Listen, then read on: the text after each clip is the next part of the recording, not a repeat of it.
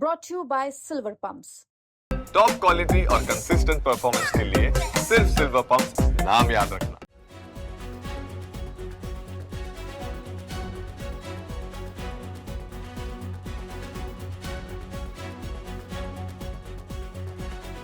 Sir आप अपना नाम बताएं।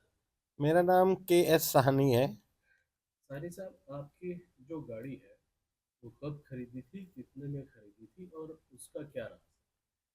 देखिए, ऐसा है कि ये गाड़ी हमारी बहुत ही चावान थी। ये हमने एस मॉडल मर्सिडीज़ गाड़ी खरीदी और बेसिकली ये गाड़ी हमने कस्टमाइज़ करवाई थी पुणे से मर्सिडीज़ के शोरूम पे, क्योंकि हमारे फादर साहब को कलर बहुत पसंद था। तो हमने ये गाड़ी खरीदी और ये हमको अप्रॉक्सीमेटली कोई 88 लाख टू 90 लाख की पड़ी थी और बड़े चाव से खरीदी, बड़ा उससे खरीदा। गवर्नमेंट ने हमने दिल्ली में रजिस्टर कराया और 9 नंबर हमारा फेवरेट है, तो हमने 9 नंबर के हिसाब से ही लिया। DL9C0999 सारे 9 बनते हैं, तो it was a very auspicious car for us. तो क्या रहा, उसको आपको क्या करना पड़ा? क्या 15 साल हो गया था? नहीं साहब, 15 साल नहीं हुआ था, बट ये गवर्नमेंट का तो मैं नहीं करूँगा, ऑनरेबल सुप्रीम कोर्ट का और एनजीटी का जो ऑर्डर था, उसमें उन्होंने ऑल ऑफ अ सडन एक ऐसा बंदूक चला दी कि आप डीजल की गाड़ी 10 साल के ऊपर नहीं रख सकते और पेट्रोल की गाड़ी 15 साल से ऊपर नहीं रख सकते, और यकमुश्त एकदम से बंद कर दिया। तो अब टैक्स हमने लाइफ टाइम टैक्स पे किया हुआ है, जो 15 साल का टैक्स था लाइफ टाइम, वो हमने पेड किया है।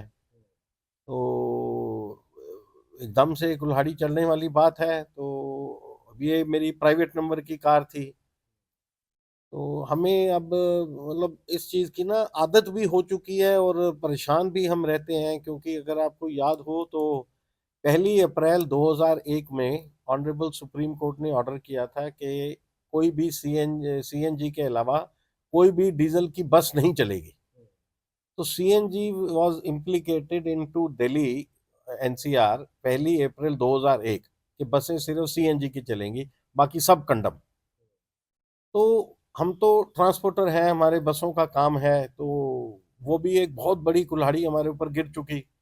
और अब ये फिर उसके बाद ये ऐसा हो गया। तो मतलब हम तो मतलब क्या करें, बड़ी मुश्किल से हमने कस्टमर ग्राहक ढूंढने की कोशिश करी, तो 2 लाख 3 लाख 4 लाख की ऑफर उसके ऊपर मिली नहीं। फिर साउथ में हमने केरला में गाड़ी भेजी एक बीच में किसी बंदे के थ्रू 7.5 लाख रुपए की। तो 5 साल उसकी किस्तें भरी हमने। बड़ी गाड़ी है, चलाते हुए भी सड़कों पे डर लगता है। शाम को चलती थी टोटल, आप यकीन माने, मतलब दिल को चोट लगती है, अफसोस लगता है कि हक हलाल की कमाई का पैसा हमने लगाया, पेट काट काट के किस्तें भरी।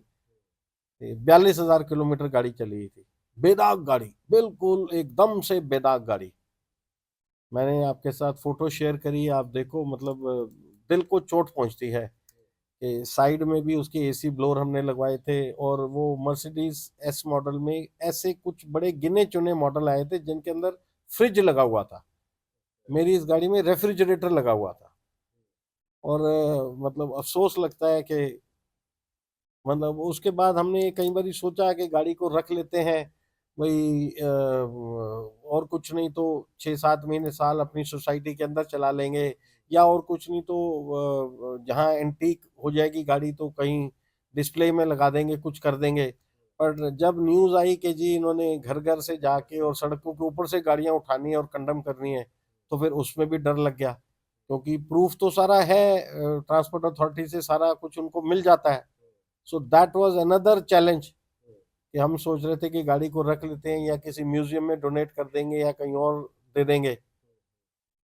तो जब ये पता लगा कि सड़क से या घर से भी गाड़ी उठा के ले जाएंगे और कुछ ले भी गए जो हमने न्यूज़ में देखा, तो फिर हमने इस गाड़ी को फिर अभी। सर जैसा कि आपने बताया कि आपके पिताजी का वो कलर था, हाँ जी, वो गाड़ी आपके और आपकी फैमिली के लिए कितना करीब था? बहुत ज़्यादा जी, वो तो हमारे लिए मतलब एक घर का मेंबर था।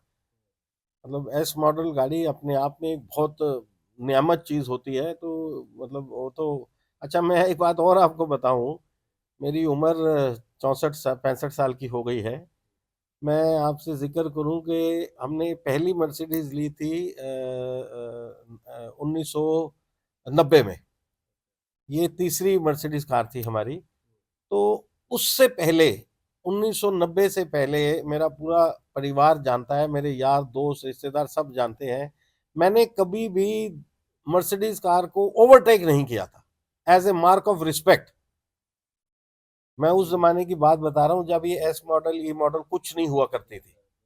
तो मैंने मर्सिडीज के एक स्टेटस को सल्यूट करने के लिए, अगर मैं सड़क पे जा रहा हूँ और मैं कोई मर्सिडीज कार देख लेता हूँ, मैंने उस कार को ओवरटेक नहीं किया। जब तक कि मैंने खुद में, मेरे फादर ने मेरे को 1990 में फैमिली में उन्होंने प्राइवेट नंबर की कार लेकर दी हमको। तो उसके चौरस शीशे थे, वो फिर हमने ली, वो हमने चलाई, 8 9 साल चलाई। उस टाइम पे तो कोई रिस्ट्रिक्शन नहीं थी। फिर एक और मॉडल आई गाड़ी गोल लाइटों वाली, फिर हमने वो ई मॉडल ली गोल लाइट वाली। वो ई मॉडल हमने चलाई 8 10 साल 12 साल। फिर वो बेच के फिर ये गाड़ी हमने ली एस मॉडल, क्योंकि ये कलर अवेलेबल नहीं था और हमारे फादर साहब को ये कलर बहुत पसंद था। तो हमने मर्सिडीज वालों को रिक्वेस्ट करा, 4 महीने हमने वेट करा एडवांस देने के बाद।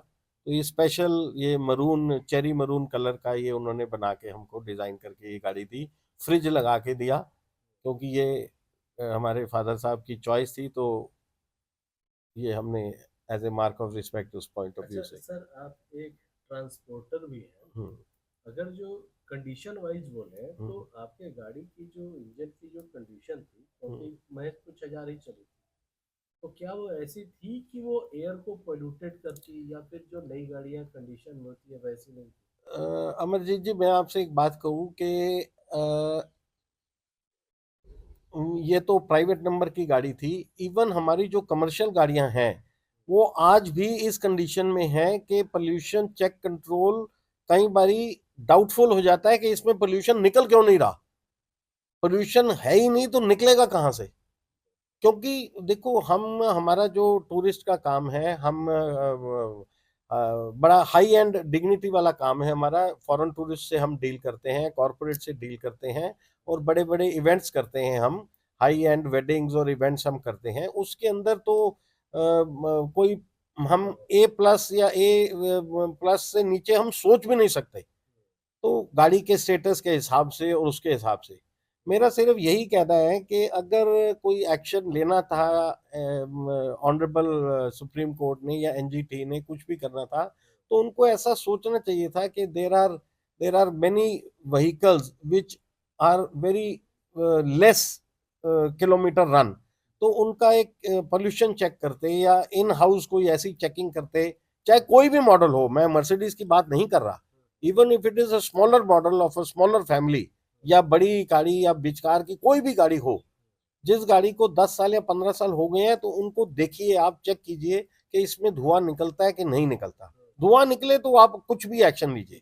अगर पॉल्यूशन की वजह से without any checking, without any proper control इन दी पॉल्यूशन, आप गाड़ी को एकदम से रेस्ट्रिकेट कर देंगे, बंद कर देंगे, वो एक बड़ी जबरदस्त समस्या है। जबकि जो मेन पोल्यूशन है वो तो उसके ऊपर तो कोई ध्यान ही नहीं दे रहा। अब आप एनसीआर में चले जाएं, हरे बॉर्डर क्रॉस करें, सोनीपत पानीपत की तरफ जाएं, तो आप वो ट्रॉले देखते हैं जो जुगाड़ू जिसको हम बोलते हैं बने होते हैं, दबादब चल रहे हैं। गन्ने के रस की मशीनें दबादब चल रही हैं, उनको आप कुछ नहीं पूछते। इतना धुआं आता है, मतलब, और चल रहे हैं लगातार। मैं तो बल्कि यहाँ तक कहूंगा कि अगर असली पोल्यूशन चेक करना है, तो आप ये नोट कीजिए कि अब आप एक एज ए जर्नलिस्ट मेरे को बताएं कि दिल्ली एनसीआर के अंदर कितनी डेथ होती है रोज, अंदाजा। अगर आप अंदाजा भी ले लो तो मेरे ख्याल से दिल्ली एनसीआर में कम से कम नहीं तो 15 से 20 लाख मिनिमम डेथ होती होगी, जो कि फ्यूनरल में जिसमें होता है। तो अगर आप वो डेथ देखें तो जिनका वो फ्यूनरल होता है, तो उस लक्कड़ के जलने का धुआं कहाँ जाता है, इसको कभी किसी ने कैलकुलेट नहीं किया। मतलब उसका भी देखें, आप रिस्ट्रिक्ट करें उसको, सीएनजी पे करें या इलेक्ट्रिक करें, पर उसका धुआं तो कैलकुलेट करेंगे ना आप। कई सारे सर रीजन है अब सर आखिर में ये जानना चाहूँगा कि जो अब सरकार ने फैसला लिया है, जो कि पत्र लिखा है या फिर कोर्ट में जाने की बात कर रहे हैं, इसको रोकने के लिए इस स्टेप को आप क्या कहेंगे? सर, सरकार ने ये बहुत अच्छा फैसला लिया है, क्योंकि ये डिसीजन सरकार के हाथ में नहीं है। ये डिसीजन ऑनरेबल सुप्रीम कोर्ट और एनजीटी के हाथ में है। उन्होंने बहुत अच्छा किया है, ये कोर्ट में गए हैं। यही चीज अगर पहले कर लेते, गाड़ियां उठाने से पहले, गाड़ियां स्क्रैप करने से पहले, ये अब उन्होंने करा तो एक मास स्केल के ऊपर रोष प्रकट हुआ, तो पब्लिक क्राई आउट क्राई हुई। पहले तो हल्के हल्के था, बट अब लास्ट अगर डेट के ऊपर समय किया, पे करते तो समय पे शायद करते तो आपकी गाड़ी आपके यस पास होती। यस मेरी गाड़ी होती और सैकड़ों बंदों की गाड़ियां होती। क्योंकि देखिए, ये गाड़ी, हम एक ट्रांसपोर्टर हैं तो हमें गाड़ी का महत्व ज्यादा पता है कि एक रोजी रोटी होती है। घर के बच्चों की तरह प्राइवेट गाड़ियां रखी जाती हैं, कमर्शियल गाड़ियां ड्राइवरों की रोजी रोटी होती है, कमर्शियल गाड़ियां ट्रांसपोर्टरों की भी रोजी रोटी होती हैं। बट इररेस्पेक्टिव, मैं ये कह रहा हूं कि अगर इस डिसीजन को हैपहैजर्डली नहीं लिया जाता, या एक काउंटर सिस्टम बना देते, भाई आप इस जगह पे गवर्नमेंट एक स्पेशल पैनल बनाती, ऑनरेबल सुप्रीम कोर्ट एक स्पेशल पैनल बनाते, भाई यहाँ चेकअप कराओ, इतने पॉइंट पोल्यूशन होगा तो ठीक है, नहीं होगा तो ये condemn, that could have been more satisfactory. But unfortunately नहीं हुआ। कोई बात नहीं, नहीं हुआ तो हम तो अभी भी ऑनरेबल सुप्रीम कोर्ट से अगर मैं मेरी मेरी उनको रिक्वेस्ट पहुंचती है तो यही कहेंगे, please consider this in a very very polite manner, very very subsequent manner, to avoid getting vehicle scrap. हमारी यही रिक्वेस्ट रहेगी। अगर 15 साल की उम्र दी है तो 15 साल उनको काट देती है।